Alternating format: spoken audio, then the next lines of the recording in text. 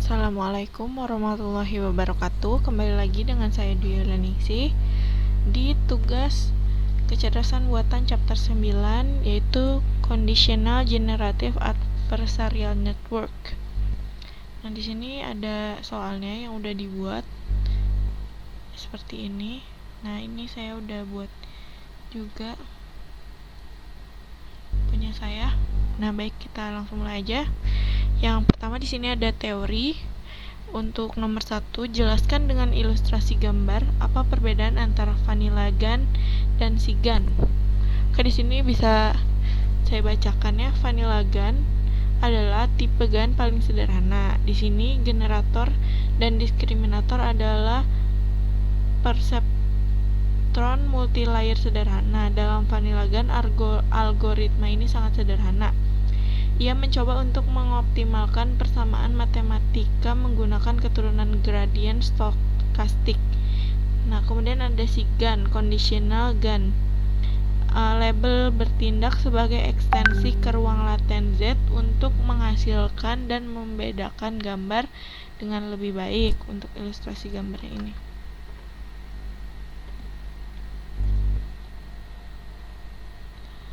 kemudian yang nomor 2, jelaskan dengan ilustrasi gambar sendiri arsitektur dari AG SIGAN. AG SIGAN ialah dengan mengkondisikan model pada informasi tambahan dimungkinkan untuk mengarahkan proses pembuatan data. Pengkondisian semacam itu dapat didasarkan pada label kelas. Nah, untuk gambarnya seperti ini. Kemudian yang nomor 3, jelaskan dengan ilustrasi gambar arsitektur encoder network dari AG SIGAN. Nah, untuk arsitektur encoder biasanya digunakan untuk memodelkan struktur manifold dan membalikkan encoder untuk memproses data. Untuk contoh gambar seperti ini. Kemudian nomor 4, jelaskan dengan ilustrasi gambar arsitektur generator network dari AG SIGAN. Arsitektur generator adalah sebuah array yang digunakan secara random yang disebut seed. Dari data tersebut, generator akan merubahnya menjadi sebuah gambar ukuran 28x28 dengan menggunakan convolutional neural network seperti ini. Nomor 5, jelaskan dengan ilustrasi gambar sendiri arsitektur diskriminator network dari AG SIGAN.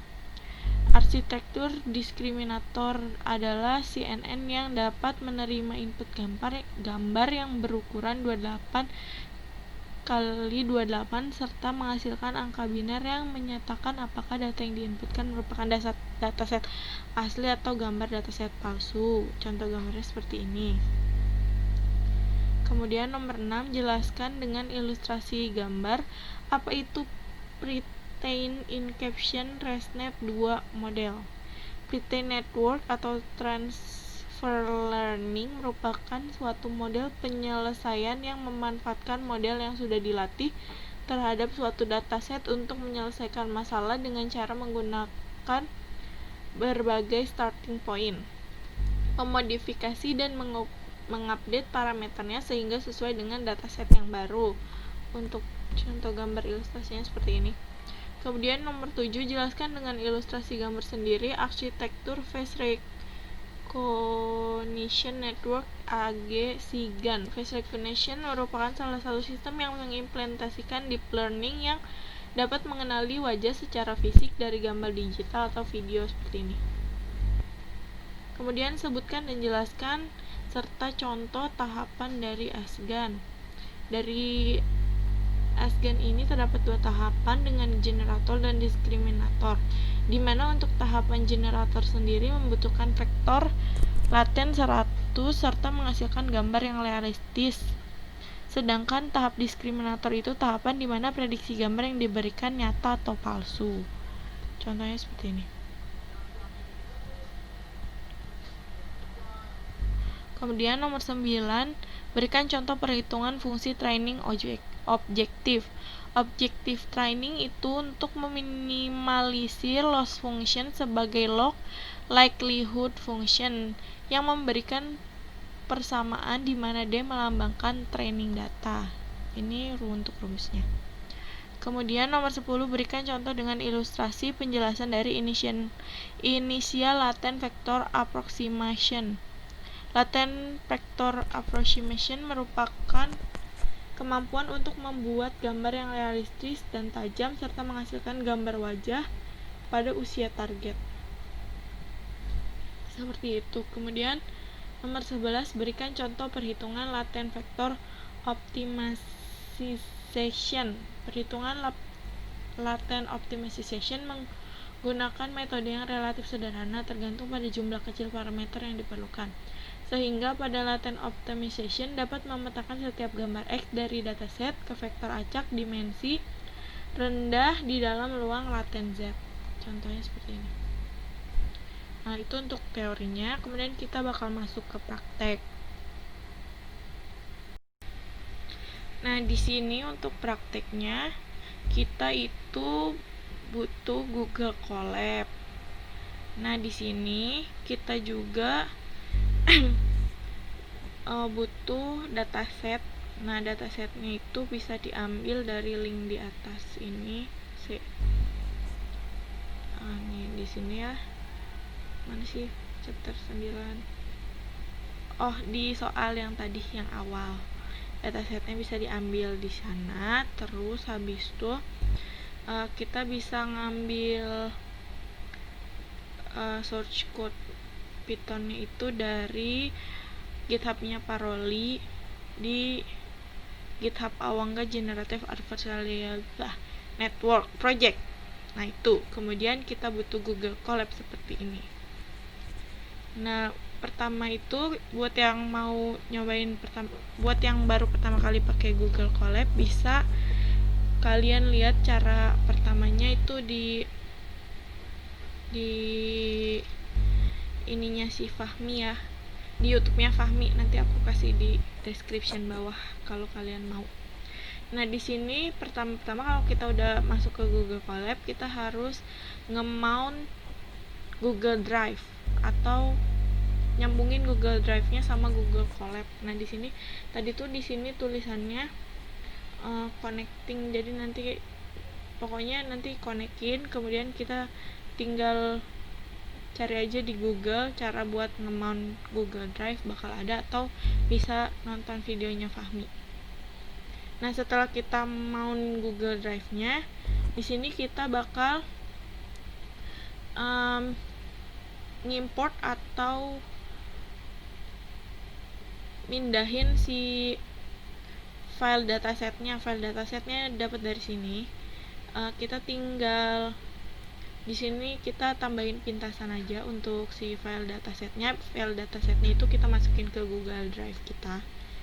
Terus habis itu di sini kita kan tadi ambil aja di sini untuk si shortcode-nya di Python.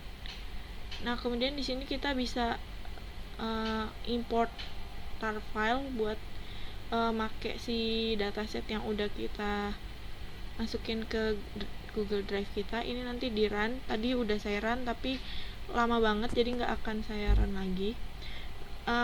Gimana kita tahu kalau ini udah selesai runningnya? Kalau udah selesai running dia bakal balik lagi kayak gini bulat, terus ada wiki crop tar.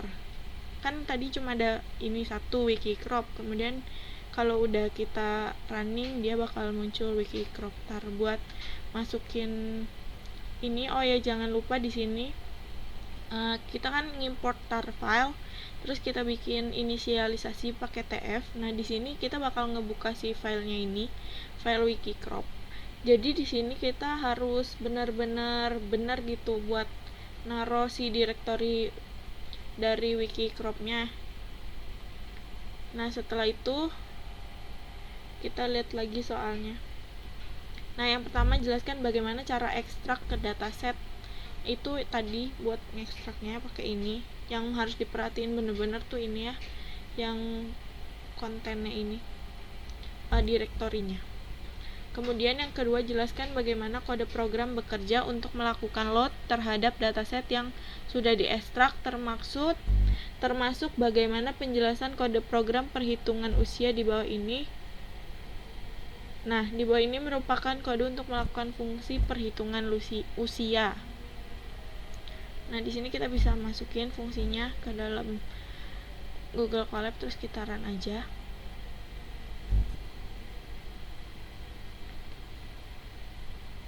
Mana sih tadi? Oh ini.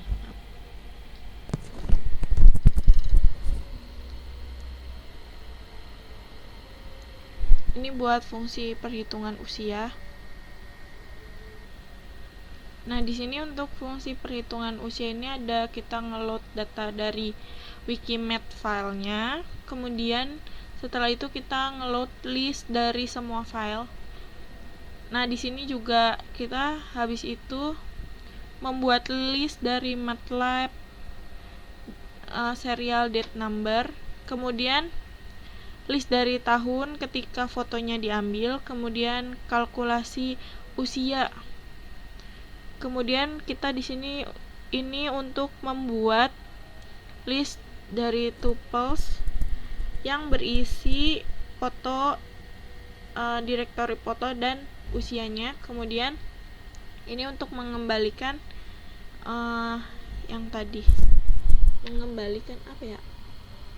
Itu pokoknya return a list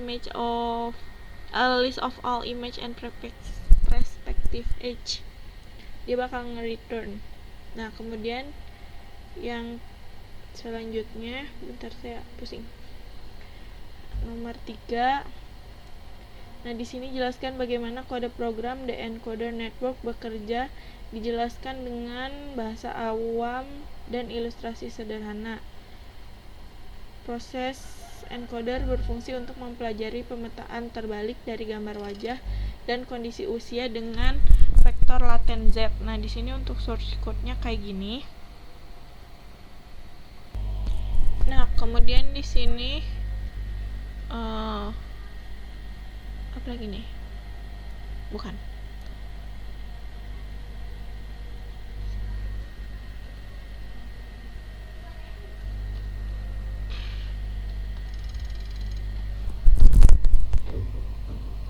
Nah, di sini tadi yang pertama ini dia bakal kita bikin fungsi untuk build encoder. Kemudian kita memasukkan input layer. Di sini shape-nya diisi kayak gini ya. Kemudian sebentar.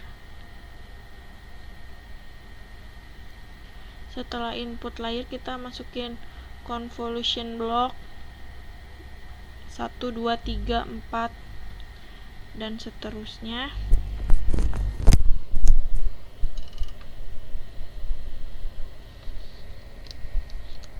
Kemudian ada flatten layer, fully second, terus kita create model dan nge-return modelnya.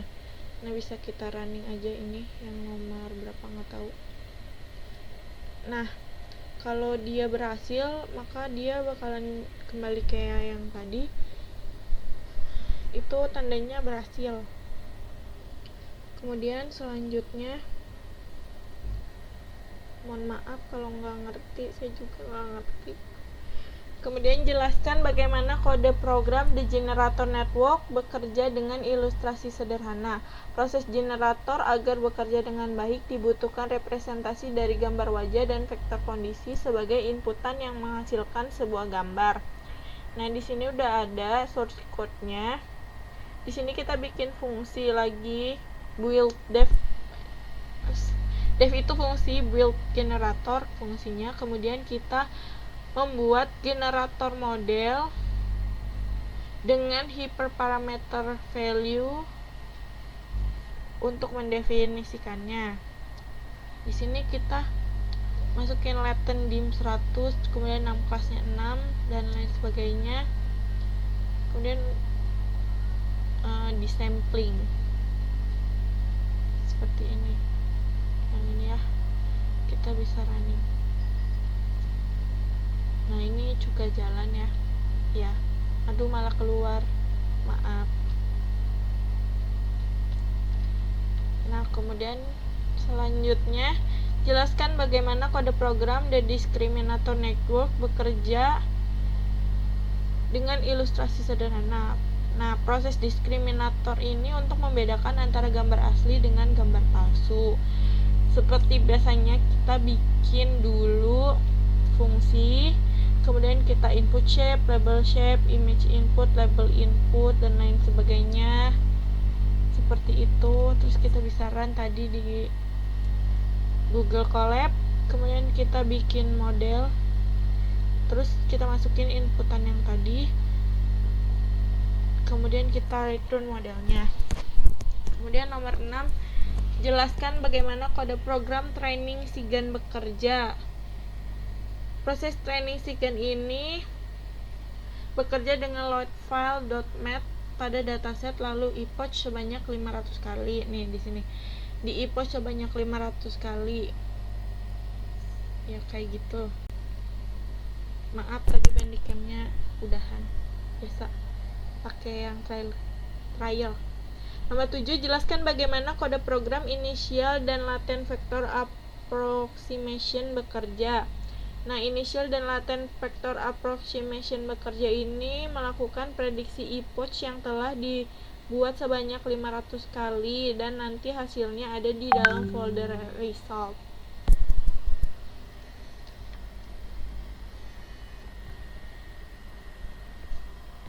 Nah, ini untuk source code-nya seperti ini ya.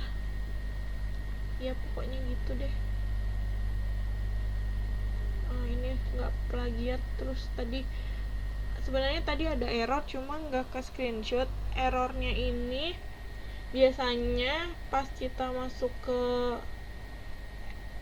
Google Colab-nya, terus pas mau ngekstraknya ini biasanya ininya tuh nggak sesuai, jadi dia error gitu. Sekian video kali ini. Mohon maaf apabila membingungkan, saya juga bingung. Wassalamualaikum warahmatullahi wabarakatuh.